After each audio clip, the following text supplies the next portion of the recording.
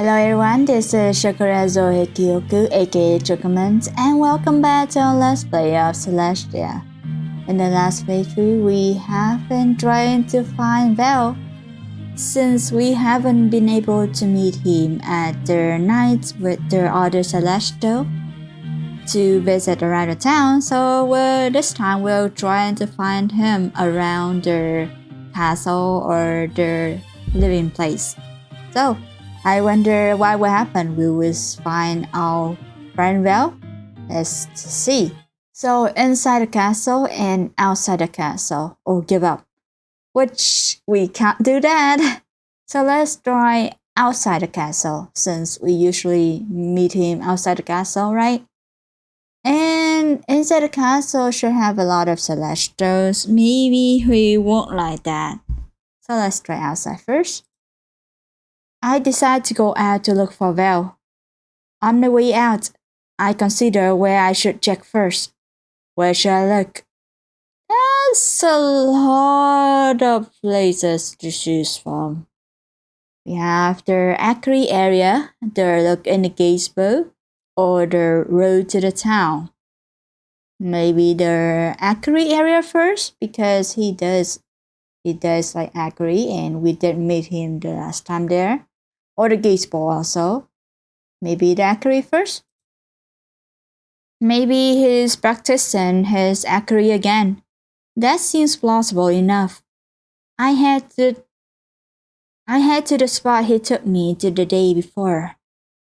Val's a very skilled actor, so I can imagine he takes quite a lot of time to practice. It is important for his work after all. I'm still not entirely sure about the particulars of what he does. I know he's a bounty hunter who tracks down Celestials trying to escape from their responsibilities. But how he does that, or what he does when he finds them, he hasn't explained so far. The fact that his work equipment includes a bow doesn't inspire confidence that it's a peaceful process. Occupied with my task, I don't notice when I'm near the area with the targets. My heart sinks. It's completely empty. The target seems to be mocking me with their bright, cheerful yellow circles. I huff and head back to look somewhere else. Where shall I look? The Gazebo? He did find me in the Gazebo the other day. It's a long shot, but he might be in the area again. I walk briskly to the Gazebo, but even as I'm nearing it, I suspect I won't find him there. And indeed, there's no one around, just the grass swaying gently in the wind. I feel a band of disappointment. Part of me hopes that if I linger here, he'll just sneak up on me like he did last time, but I know that's unlikely. Throughout my time knowing Val, I've learned that he is quite hard to pin down. It's unlikely he'll do the same trick twice. I find myself reflecting on what Solus told me about him and his decision to abandon his position in the court. Even if he didn't have objections toward the court and what it represents, I don't think Val would ever feel satisfied stuck in the same place, with a routine that doesn't change for hundreds of years. He would get so bored. With a sigh, I take a last look at the empty Gazebo. I should look somewhere else. Where should I look? The road to the town, maybe? Perhaps I can head down the road to the town and hope I might catch him coming or going. At the very least, it will be a nice walk. The castle with the soft light dripping from its windows remains behind me as I make my way in the direction we went with the carriage the day before. I walk for a good few minutes without anything happening, or seeing anyone. The forest envelops me more quickly than I expected. The trees that surround me are straight and very tall, like spears reaching for the sky above. With the foliage obscuring the stars, the darkness reigns near absolute. Even the glow on my skin doesn't illuminate more than a couple of feet around me. In the distance, there is a howl. I freeze, my heart leaping into my throat. Was that a wolf? Are there wolves in the forest? Or it could just be a dog. A large dog. A very big dog with an exceptionally deep howl. I don't even know if a wolf could harm me. The howl sounds again, just a little closer, and I realize that I don't wish to find out. I turn on my heel and set a vigorous pace back to the castle. This could have gone better. Where should I look? Give up, Dad? I give up. I all but collapse on a nearby bench with long deep sigh. I feel tired and frustrated. My feet are starting to ache from all the walking. Yet I have nothing to show for my trouble. If I have determined anything, it is that Val is a difficult person to find. In retrospect, I feel like I could have just assumed that was the case and spare myself the time spent looking for him. But then again, I hardly have anything better to do. Or I could just save this and go back to there again and check the inside of the castle. Let's do it. Inside the castle. I decide to search for Val inside the castle. However, it's quite a big place. I need to consider my options. Where should I look? Check out the ballroom, investigate the dining area, look in the lounge. Ballroom maybe? The ballroom it is. I don't have high hopes for finding him there, but I want to cover my bases.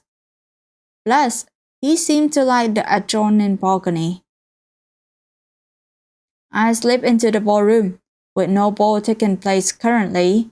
It's quiet and steeped in darkness. My steps echo as I cross the room, but there is no other sound that I can hear. I stop in the center of the room and look around. There's nothing but the shadows coalescing in the corners. It feels a lot like the past century has, all by myself in the quiet darkness, looking for something or someone to fill the long minutes. I don't mind being alone, but Val's presence would always make my time much more fun whenever he passed by. He'll always say he wanted to check on me when he was in the area, but I think he went out of his way to visit me.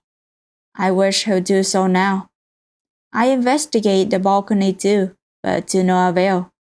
Val isn't here. Where should I look? Investigating the dining area. Maybe he'll be in the dining area. People, celestial or not, tend to gravitate to where there's food. As if to prove my point, several other guests cross my path on the way there. A small group is sitting at one end of the big table in the dining hall, but Val is not among them. I ask if they've seen them, but all I get is shaking heads and confused looks. We talk for a couple of minutes before I wish them a pleasant meal and take my leave. Maybe Val's in the kitchen? But I don't find him there. Just a cook who offers me a plate of cookies that are still warm. I accept one, gratefully. While I drill on the substreet, I'm reminded of the way Val would tell me about the distant systems and planets he visited, and all the delicious food he's been able to try there. He always said he'd bring me some to try when he could. I hope we're able to do that soon. However, it is clear that Val is not here. I should search somewhere else. Where should I go look? Look in the lounge. The lounge sounds like a good bet. Val travels a lot and encounters a great deal of different peoples and cultures. I wonder if he does any sort of research beforehand or makes records of the things he discovers. He must have a great deal of experience to share. Most Celestials, the ones I know at any rate, don't leave their system much. Except for events such as this one, I have never left my system. It would be nice to live vicariously through Val's adventures. Though right now, I'm more interested in finding the man himself. He is not in the library. Nobody is, not even a librarian. I'm greeted by rows and rows of bookcases standing guard over a quiet, dust-filled room. There are reading nooks with well-worn armchairs and ladders leading up to the higher shelves lining the wall. How many lifetimes would it take to read all the books in here? There must be thousands of them. I step up to the nearest bookcase to investigate. Dust gathers on my fingertips as I run them along the spines of the tightly packed tomes. Many of them have titles in languages I do not understand. I should come back to the library when I don't have other things to do. I could stand to get lost in a good book for a few hours. But for now, I focus back on my mission. I still need to track down Val. Where should I look? Let's give up. He's nowhere to be found. And I skip that to the part that I haven't read. In retrospect, I feel like I could have just assumed that was the case and spared myself the time spent looking for him. But then again, I hardly have anything better to do. I'm not sure how long has passed, but it feels like the day should be ending already. At least, I'm in no mood to do anything more. I'm quite tempted to soak on the sponge for another few hours, but I don't want any of the other Celestials to find me here and wonder why. So, after I've replenished a little bit of my energy, I head back to my room. To my surprise, there's a folded piece of paper waiting for me on the desk. I nearly laugh as I rush to pick it up. I have a feeling about its contents. Surely enough, it's from Val. Hi, Dove. I apologize for my absence the last couple of days. I needed to take care of some work. Let's practice together again tomorrow. Would you meet me at the targets when you're able? V. I do laugh now. All this time spent looking for him when he would have found me if I only outstayed in instead. However, my previous frustration has dissipated. I'm happy that I'll be able to see him after all. And he was thinking about me too. I can't stop grunting to myself for the rest of the evening. I only venture out for some food, but on the way back, I stop by the library to borrow something to read. I pick a book at random. I take a book on celestial history. I borrow an exciting novel. Novel.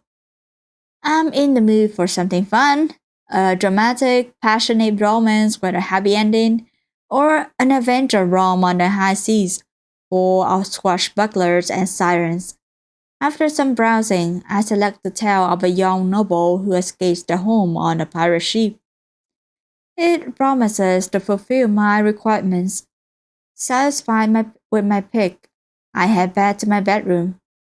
Climbing into bed with a nice book seems like a good end for a day of running around in vain. I read until I am too sleepy to keep going, and then settle in for rest. I don't notice when sleep claims me. The following morning, I wake up feeling happy and reinvigorated. I've had no dreams that I can recall, only deep, restful sleep. It feels good to have something to look forward to. A look out through the window puts a slight damper on my mood. Thick clouds obscure the stars, rendering the otherwise dusky landscape even darker. The air is quiet and heavy with humidity. It seems like it might start raining at any given moment. With a final warning look at the overcast sky, I turn away from the window and resume getting ready. I will not let the prospect of some rain scare me. I just hope that it doesn't make Val change his plans. As soon as I'm ready, I head out to where he told me to meet him. My brief worry that he isn't going to show up is quickly proven unnecessary when I see the familiar shock of red hair. Val! He lowers his bow when he sees me approach. moving to greet me. Hey, Luna, I'm glad you were able to make it. Thank you for thinking of me. I'm grateful for the invitation. I wouldn't miss it. I've missed spending time with you, Val. I can only describe his expression as flat. He watches me for a few moments, as though trying to determine whether I'm joking. You have? Of course. How is that surprising? I just assumed you were enjoying your time in the palace with the other nobles. His words hang in the silence, and he runs a hand through his hair. Are you jealous? What? No. Are you sure? Because your face is really red right now. The way his cheeks redden gives me a different answer, and I can't help but grin. After another moment of us staring at each other, Bear gestures toward the targets. Are you ready to shoot some arrows? I think so. I brought you a separate bow this time, but you deserve to practice with something that suits you. He hands me a delicate bow, polished to a pearly sheen. It's as big as his, but feels lighter in my hand. The grip a perfect fit for my fingers. Thank you. It's beautiful. His gaze doesn't leave mine. It is. The boys or Ilona is, Val. Are you ready to try it out? Yes, absolutely. We each position ourselves in front of the targets and begin practicing. I take a few experimental shots to get used to the feeling of the ball. It seems to respond to the lightest touch, each arrow buzzing through the air as though it is itself determined to strike true. I can feel Vale's eyes on me, but he makes no comment except for swoops of approval when I hit one of the inner circles of my target. His own shooting is, as far as I can say, flawless. Each of his movements is practiced and smooth, with no pauses of hesitation. Within a few minutes, the innermost circle of his target begins to resemble a pincushion. I don't notice when I become so absorbed in his shooting that I forget about my own. Are you enjoying what you see? I startle as his voice pulls me from my reverie.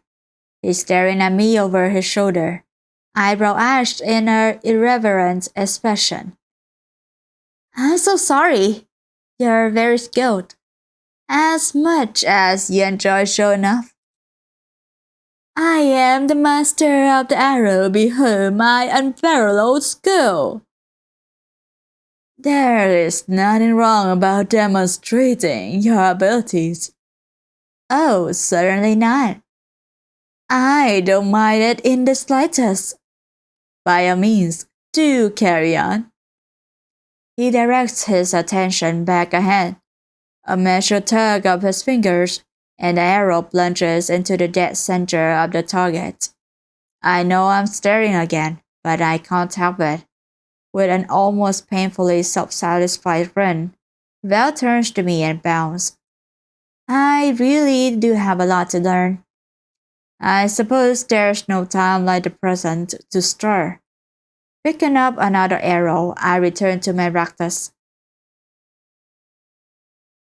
Some time passes in silence until eventually I feel like I can't put it off anymore. There was something I needed to ask him. Hey Val, may I ask you a question? Always, Dove. What's on your mind? Did you used to know me when I was human? Val freezes with the string drawn. After a moment, he releases it and puts the bow down. It's another moment before he speaks. I don't believe that it matters. This is not the answer I anticipated. I stare at him, half expecting him to elaborate, but he doesn't. He knocks his arrow again. What do you mean? He lets the arrow fly. I don't turn to see where it lands. I mean that because you don't have any memories about from before you became a Celestial, there is no point in discussing what was prior to that. We can't change what happened. We should be focusing on the future instead. It doesn't seem like he's taken his own advice very well, but I withhold my comments. Despite his club words, his voice is soft, as though he's trying to convince himself as much as me. There is a point though, because it matters to me. Ilona. A cold, heavy drop of rain lands on my shoulder. Veil drops off, looking into the sky as more drops start to fall. I brush my hair from my face, determined not to let this go. I want to know about my life, Val. About the circumstances that made me become a Celestial, and about why the people on my planet have a huge statue of me, about why Solus claims I'm a hero. I feel like a stranger to myself. The past few days have been so confusing and overwhelming, and I just want to know who I am. Please, Val, if you know anything. The rain's falling harder now, in sheets that cascade down my face and blur my vision. Val seems oblivious to it, staring at me with a furrowed brow and his lip between his teeth. He seems conflicted. I don't think he's angry, but I can see sadness in his eyes. He takes a step closer to me. In the distance, thunder strikes. It breaks the strange tension between us. Val looks around, then rests a hand on my shoulder, nudging me to start moving. Let's get out of this rain before it gets even worse. Seeing the thought on my face before I can express it, he asks, We can talk about this once we're back inside. I nod. We grab our things and start running to the castle. Oh, that's cute. That's super cute. What a cute TV. Hand holding, hand holding. How cute. How cute, how little. I mean, everyone knows that hand holding is very little. Just kidding. Cold, sharp raindrops hit my smooth skin as enriched my clothes. Wet gravel crunches under my feet. The grass we cross over to save ourselves some distance is slippery, and my shoes are not made to be used like this. I'm sure that kind of clothing is not made to practice archery, but you still can do it, so I think it's still fine. I slide and lose my balance, letting out an undignified yelp. Val close by my side, grasps my arm to steady me. He breaks my fall, but I can feel the sticky wetness of mud in my shoe. Are you alright? I can't help it. I start laughing. My shoes is full of mud. Val snorts, and then he's laughing too. A burl of a sound that only makes me laugh more. His hand moves to hold mine as he urges me to keep moving. We run on, all hands linked between us as we laugh at the top of our lungs. Meanwhile, all around us, the rain keeps falling. More quickly than I expected, we reach the castle. We tumble into the hall, dragging water and mud behind us. My lungs are aching with the exertion, but I'm so overcome with giggles that I barely notice it. I brace myself on the wall, trying to catch my breath. Bell leans back next to me. His otherwise pale complexion has been warmed by the run, and his hair is slicked to his skull. He gives me a wide, reckless grin. His hand is warm and firm in mine. It's hard to imagine that we nearly had an argument only a few minutes ago. That was fun. Another thunder rattles the windows. I brush some wet hair out of my face. It was. It felt freeing. He studies my face again, his grin fading into the same conflicted expression I saw earlier. Then it's gone and he's smiling at me again. I didn't know you. Back when you were human, I mean. We knew each other. The words hang between us for a few moments. The rain keeps battering against the window panes. I figured as much. I don't think you would have reacted the way you did if we hadn't. Belle scolds and shakes his head. Of course you did. Foolish of me to think I was playing it cool. I don't say anything, but I'm sure my smile conveys my feelings about it. Belle's expression takes on a roguish glint. Well, I might be able to tell you some things you haven't deduced yet. But he draws off, pretends to consider. But in exchange, you should take a trip to the town with me. It might help jog my memory. Are you asking me on a date? He gives me a long look through his eyelashes. His starry blue eyes seem even more vibrant than usual, shimmering with the intensity I've come to associate with him. My heart races, not only because of the run, because of the man in front of me, Doki Doki. Without meaning to, I hold my breath. I suppose I am. Feeling as though I am having an out-of-body experience, I nod. Then, yes, thank you for the invitation. I will like that very much. Val blinks at me, his grin replaced by a blank expression. You would? My heart plummets into my stomach. Did I say the wrong thing? Yeah. Is that bad? No, not at all. He rubs the back of his neck with a sheepish smile. I just didn't expect you to agree. He looks vulnerable from when he says it, more so than I'm used to seeing from him. I've come to expect his easy confidence and certainty in his own actions. The contrast is so stark that it endears me to him even more. I haven't been on a date before, not that I can remember anyway, but I'd like to go on one with you. Good. Excellent. He leans in, all bravado again. I'll make sure it's worth your while. I try to match his expression. I don't doubt that it will be. When did you want to do it? Well, normally I would suggest that we go right now, but... He casts a pointed look at the window and the storm raging beyond. It seems like the elements are against me. So, tomorrow? Tomorrow sounds good. I can only hope the weather will improve until then. We linger in the hallway for a while longer, chatting idly, but our clothes are wet and puddles of muddy water are forming around our shoes. When my teeth begin to chatter, we decide it's time to disperse. Val insists on walking me back to my room.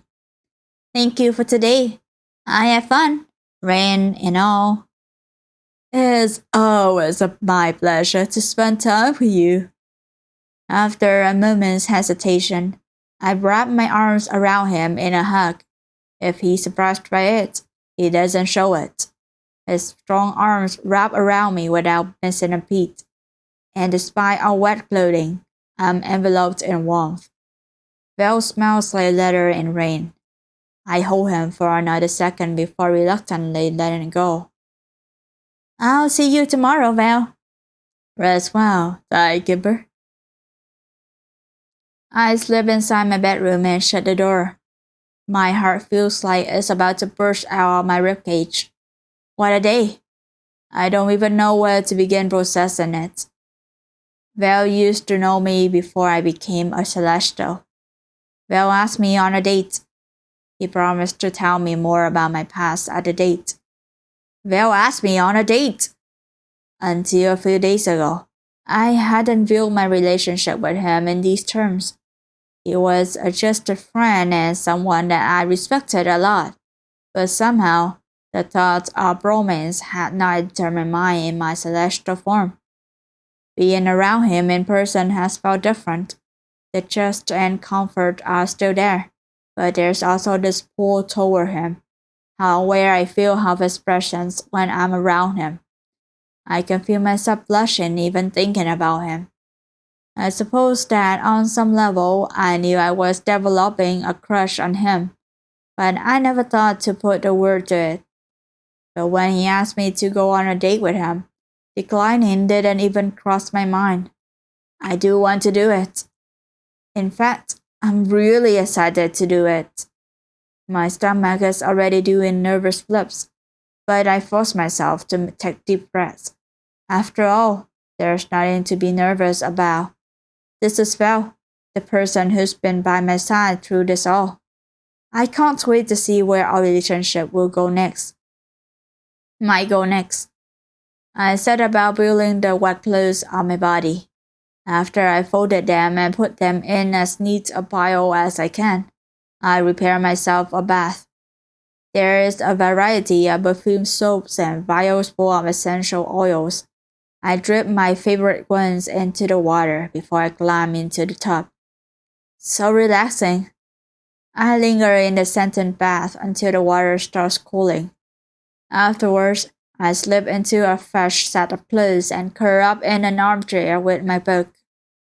The rest of the day passes in the quiet comfort of my room, punctuated by the soothing batter of rain against the window.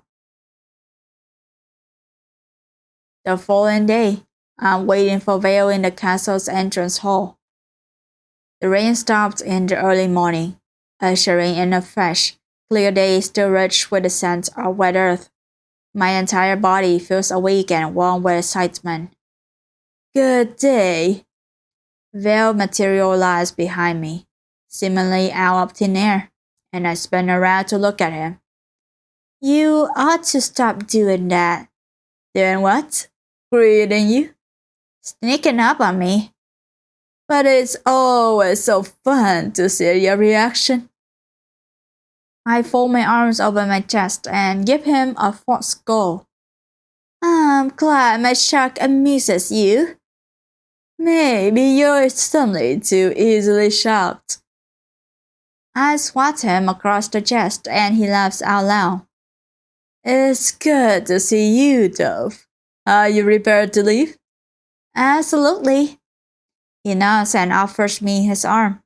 I hook my hand through his elbow. We could have a carriage prepared to take us into town, but I personally find that to be a little too elaborate for my taste. So I thought we could just take a horse. What do you say? Well, as long as it's not a problem that I don't know how to ride a horse. He flashes me a self-assured smile. Not in the slightest.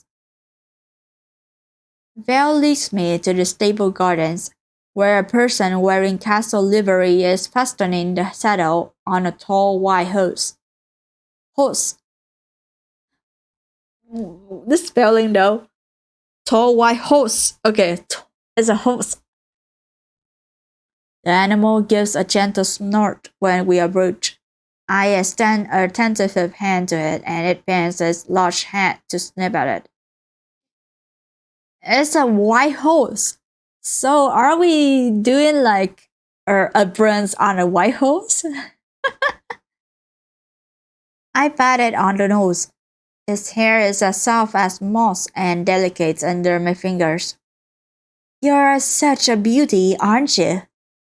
The horse nuzzles my hand. Her name is Rose Battle. Is as gentle and mild-mannered as she is beautiful. I'm certain you'll get along swimmingly. I have no doubt. Thank you. Once Rose Battle is good to go, Vale climbs expertly into the saddle. He offers me a hand again and I grabbed it to hoist myself up. is a little less graceful than I might have wished, but I managed to settle in the saddle behind Val. Ooh, nice. Oh, wow. Riding the horse together, huh? Wait, okay. I was worried that she will wear a dress to ride a horse, but it's not. So it's good. It's good. Hold on to my waist. I comply, wrapping my arms around him. My cheek ends up resting on his back. Are you comfortable back there? Very much so. Vale clicks his tongue and Rose Petal begins moving at a light jog. With another command, she picks up her speed. The trip into town is much bumpier than anticipated, but leaning against Val's muscular back makes up for the discomfort. I see. Their priorities is their ability to lean against Val's muscular back. You love that, don't you, Luna? As the stable hand promised, Rose Petal is very well behaved, and we make it through the forest without any issue whatsoever. When we reach the town's main road, Val hops up, but insists I should stay in the saddle. He wraps the reins around his hand and Rose Petal begins walking slowly as a sign. Did you know that there was a lake on the other side of town? I shake my head. I thought you might enjoy seeing that. It's a very picturesque spot. That sounds wonderful. The town seems livelier than the previous time I came here, without the spectacle of a group of Celestials passing through. The people are going about their life. All of the activities that make up a city blending into a pleasant bustle. We still get curious looks as we go by, but I noticed that some people wave at Val and greet him by name. You seem to know a lot of people. He looks up at me. I do. I passed through here a few times. These are good people. They seem to be. I'm glad to finally be able to walk among them instead of watching from afar. Do you enjoy looking at the planet? I do. I like seeing how much nature changes, and all the wildlife scurrying about. People's lives are too hard to make out from so far away, though. They are. That's why I enjoy traveling between systems. Human lives seem so short, but each of them is really unique and vibrant up close. I try to get to know as many as I can. Some part of me envies him for being able to, but mostly, I'm happy that he gets to experience that. We lapse into silence. I look around the street, hoping to spot a certain booth. A short distance down, I do. I clasp my hands together, causing Rose Petal to snort in surprise. Val casts me a curious look. Val, that booth over there sounds the best pastries in the world. Can we get some, please? He stares at me for a beat, then bursts out laughing. I can swear that his ears go red. You're so...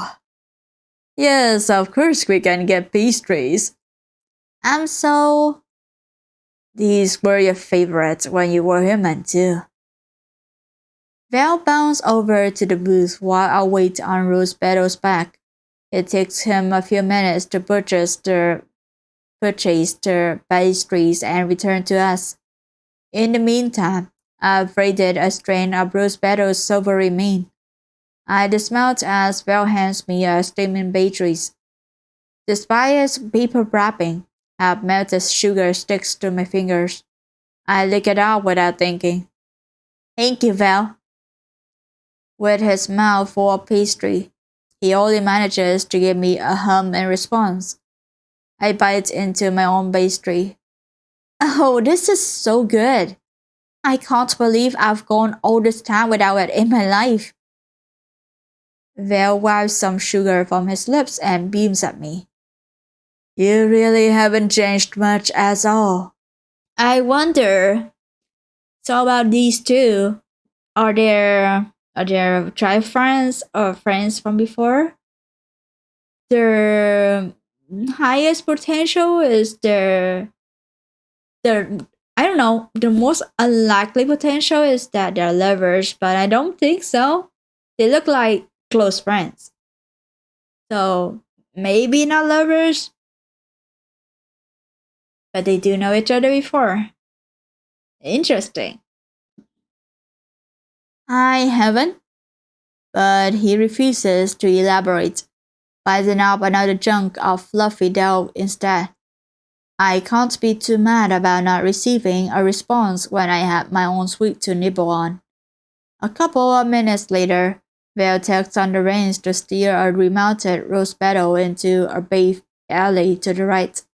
It leads past a cluster of buildings and then up a small hill. We're here. The sight that reveals itself when we reach the top of the hill steals my breath away.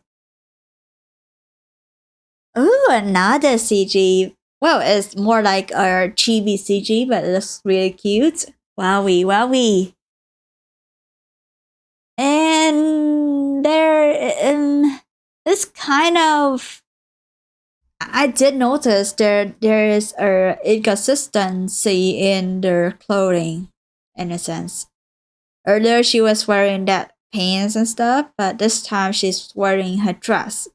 So is it like magical clothes that she can change every time there's a CG or a relaxing things, so that it'll make her more beautiful, more graceful, and not just wearing shorts in the CG in the scene to make it more romantic, or it's just inconsistency and sprites and stuff. That's a interesting thought. The verdant hill dips down at a gentle slope, evening now into a small forested field dappled with patches of white flowers. In the center of the field sprouts a small lake surrounded by willow trees whose hanging branches grace the shimmering water. The surface of the water seems silver beneath the starlit sky above. This is stunning. I thought you enjoyed it. And I noticed you're a bit blushing. Both of you are. Oh, wowie. He helps me climb out of the saddle and drop on the ground. My legs feel a little wobbly from the riding, but I manage to find my footing. There's a small apple tree nearby, and we lead Rose Petal to it to fasten her reins to a branch. She seems content to rest there, sniffing at some of the lower hanging fruit. Bear takes the bag that's hanging from the saddle and pulls a blanket out of it. We pick a spot nearby and spread the blanket on the ground. Is it a picnic?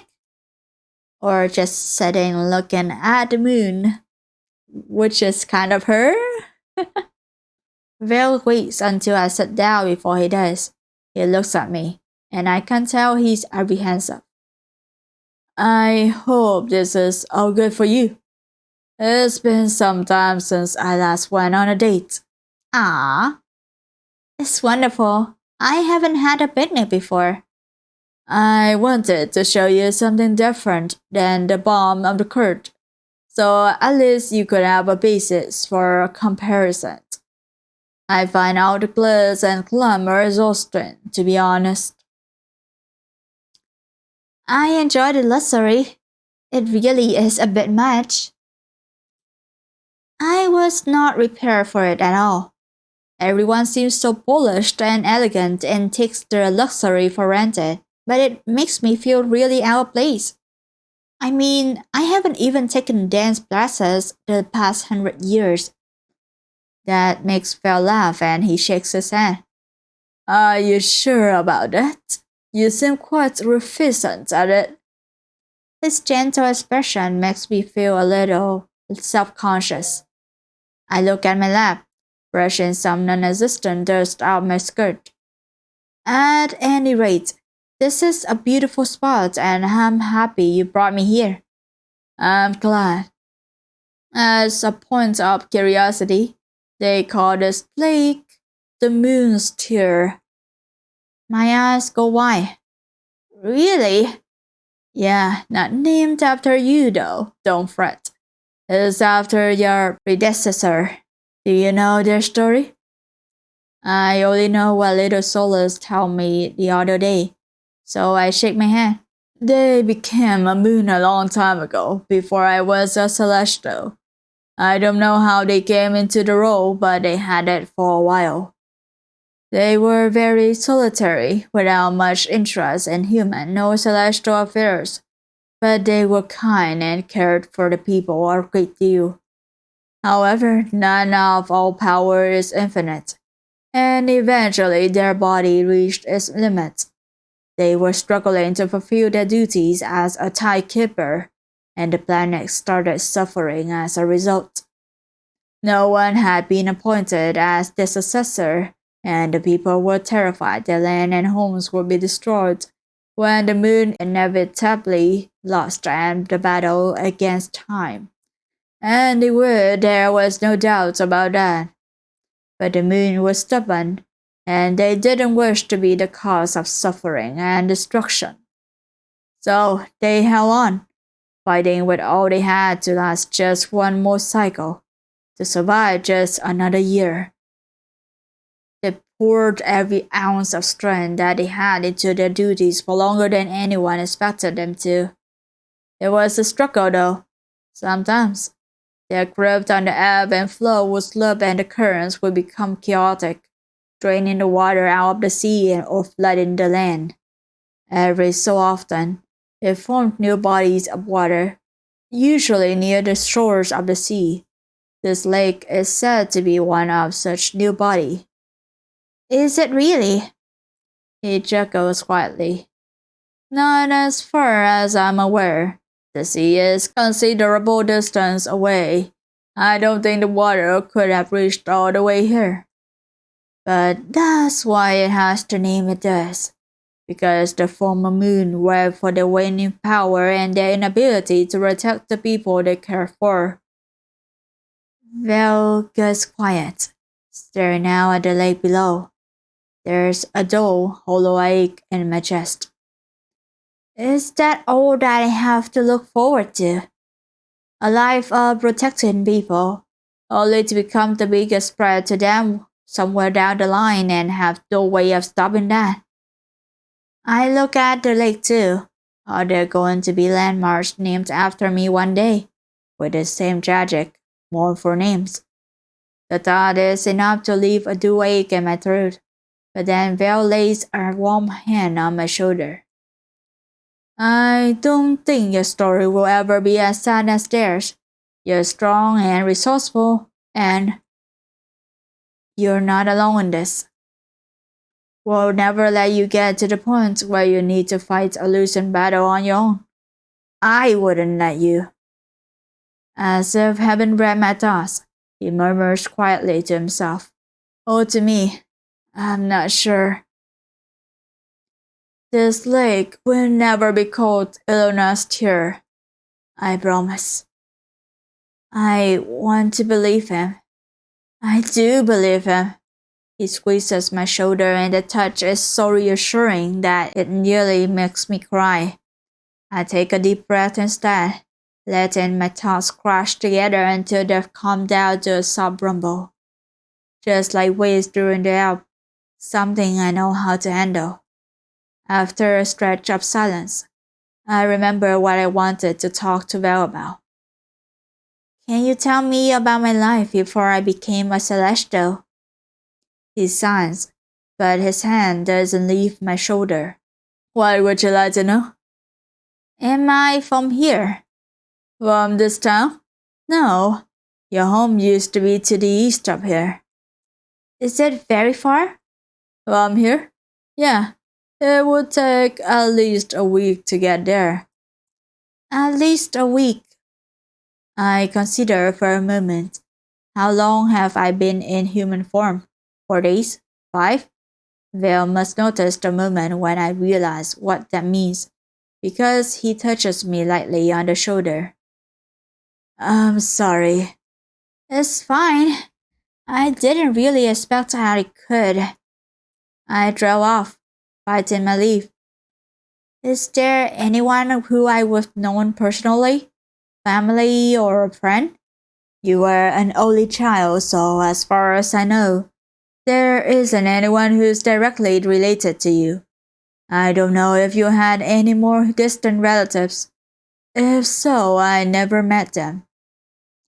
You had some other friends in town, though, whose descendants are still around. Are they okay?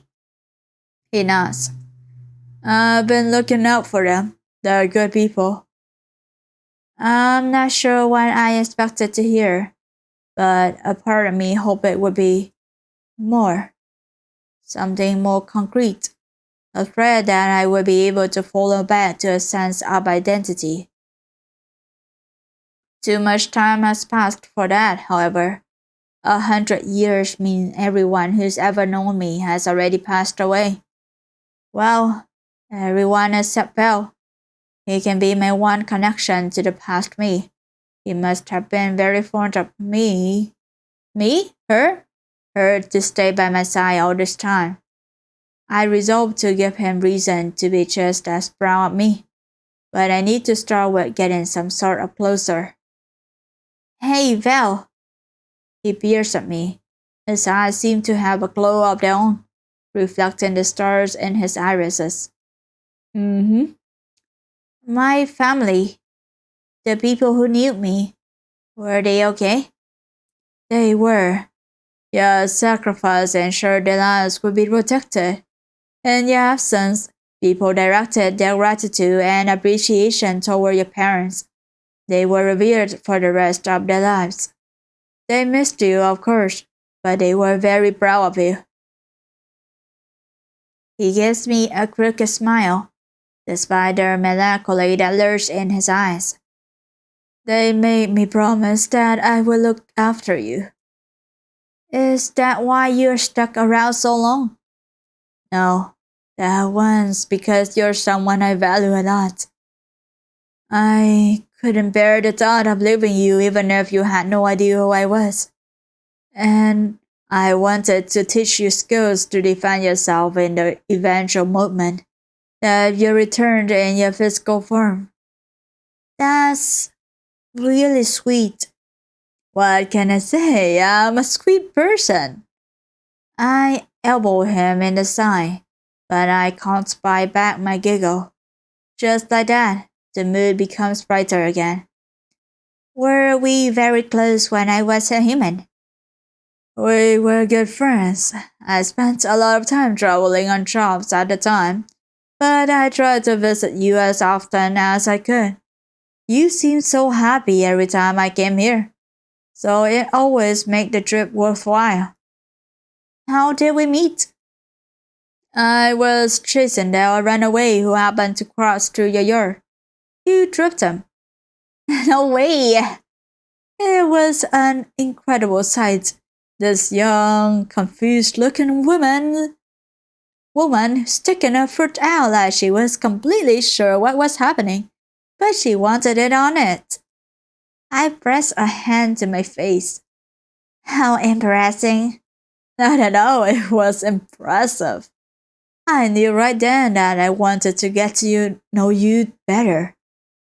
You used to be so curious about what I was and what I did. But above all, you were such a kind, friendly person that it was always a pleasure to be around you. That much hasn't changed. Thank you for saying that, Val. Do I seem very different otherwise? He lets out a soft hum as he ponders the question. I can feel myself tensing in anticipation of his answer, but then he just shakes his head. No, not really. You're a bit more serious and withdrawn than you used to be. I think you also seem a bit sadder. But beyond that, you're still you. You're so determined even still. I remember how quickly it was to adjust to my human form the first time I changed back. But you make it look so easy. Not at all. I constantly feel like I might faint. You should have seen me when I arrived at the palace. I nearly collapsed when I landed. But you're still out here, trying to experience your time to the fullest. Not to mention that you convinced me to tell you about your past life, which was not a small achievement. Why didn't you want to tell me? Because that life was taken from you when you became a Celestial. I thought it would be easier on you if you didn't know about it. I appreciate you wanting to look out for me, but I'm glad you didn't make that decision for me. I know. You deserve to make that choice yourself. He seems a little melancholy, but the smile he gives me is genuine. Do you know what your life was like before? He smiles face. He shakes his head. No, I had no one to ask. This seems to be a sore spot, but before I can apologize, he signs. It's okay. I'm not upset that you ask. It's not something I've had many opportunities to talk about. He leans back on his elbows, turning his gaze to the lake below once more. I never found out what happened. It was disorienting, waking up with no memories and no explanation for who or what I was. The people on my planet didn't seem to know anything about it, either, or about me. I was alone. His expression darkens. I think I got tricked into it. Tricked? By whom? I don't know. A former Celestial, maybe? I haven't been able to find any other explanation for it. Otherwise, someone must have been able to tell me something. Do you know what happened to the former star of your system?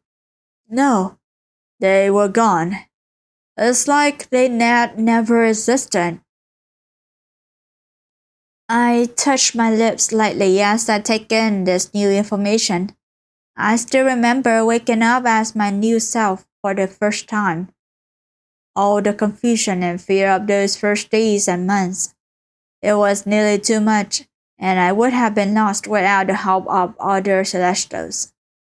I can only imagine how difficult it was for Val to go through it all by himself. It does make me understand his distaste for the transformation and his life as a Celestial better though. If I suspected I had been tricked into this, I'll be just as angry. I'm sorry, Val. I had no idea. You couldn't have. I appreciate you listening. Of course. It feels like everything was about me these past days, and it's made me feel so self-centered. I want to learn more about you, too. He shakes his head, chuckling under his breath. That's such a you thing to say. I don't think you're self-centered, and I doubt anyone else does, either. You deserve to be celebrated. Solus said so as well. Then there's one thing that the two of us agree on. Are things between you really that bad? There's a deep sigh. I don't know. He just never seemed to try and understand where I'm coming from. He views being a Celestial as a privilege and something to be proud of, and he refuses to acknowledge that may not be the case for everyone. It's not like I'm trying to change his mind about his own life. I just wish he would stop acting like he understands mine. Wanting to soothe him, I rest a hand on his shoulder. He gives me a surprised look, but then leans into the touch. I'm sorry. Has it been any better since you became a bounty hunter? Oh yeah, I like what I do now. It gives me freedom to travel and meet people, instead of looking down from my high and mighty star throne. Granted, it can get pretty lonely to travel across the galaxy on my own, but But I'd rather be lonely than pretend to be better than everyone. That can feel pretty lonely in its own right. It can, and it does. And I don't understand how people do it. How do you do it? It's odd to be in the position of being asked for my opinions on the matter, when I feel like I barely learned the ropes. I'm not sure I'm the best person to ask because I often wonder if I'm up to the task at all, but I can protect my people. In a way, I find it comforting to be able to. Like, even when I feel lost and scared, there's still something that I can do, and it matters to a great many people. I want to do my best by them. He's smiling at me, almost unbearably soft, and takes my hand as the rest on his shoulder. He lifts it up gently and envelopes it in both of his, as though it's something very precious and fragile. I wish I could express how inspiring you are to me. When you say things like that, it makes me wish that you've been there when I became a Celestial. I don't think I would have resented it nearly as much. I squeeze his hand and he laughs to himself. Don't look so sad. I promise it's not all bad. Plus, I've had a fond of some aspects of my life. What aspects? He gives our hands a pointed look. I fight against a blush. Well, in all seriousness though, I'm grateful that I was appointed this position by the Council of the Great Cosmos. It's one thing to dislike being a Celestial. It's another entirely to abandon your post and let the world go without a sun or a moon just to reap the benefits of being a Celestial. Benefits? I know, incredible, but there are some. For example, we live longer than humans do, not to mention our abilities. Bringing people to justice, though, it makes me feel real. Makes me feel human. And it feels good to stop words from falling apart, thanks to a rogue Celestia. I wonder if he's thinking about the one responsible for his becoming a Celestial to begin with. He studies my face for a breath, and then his mouth spurts into a wolfish grin. So, if anyone ever does bully by you, I believe I'll be able to handle them. He laughs. Yeah, I believe that too. Well, there was enough heavy topics for the day, don't you think? I didn't invite you on a date to bring you down. Before I can object, he hops to his feet and wanders over to where Rose Petal is standing. He unbuckles another bag from her saddle and carries it over. I didn't realize you brought trees.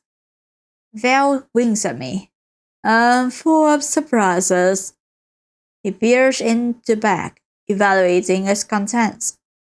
And in this case, a bottle of sparkling wine, fruit cheese, and ham sandwiches. Does anything catch your fancy? Just as I'm about to reply, the sound of rushed footsteps and labored breathing coming from the top of the hill interrupts me. I turn in the direction of the noise. A young man is running toward us, his face flushed and hair tousled from his run. He skids to a stop a few feet away, doubling up as he tries to catch his breath. He braces his hands on his knees. Sir Val! Just Val is fine. Breathe, man. What's going on? Is there an emergency? The celestial lady you were looking for. Curly black hair, blue eyes. She was seen to the north. Val's entire body tenses like a bowstring being drawn.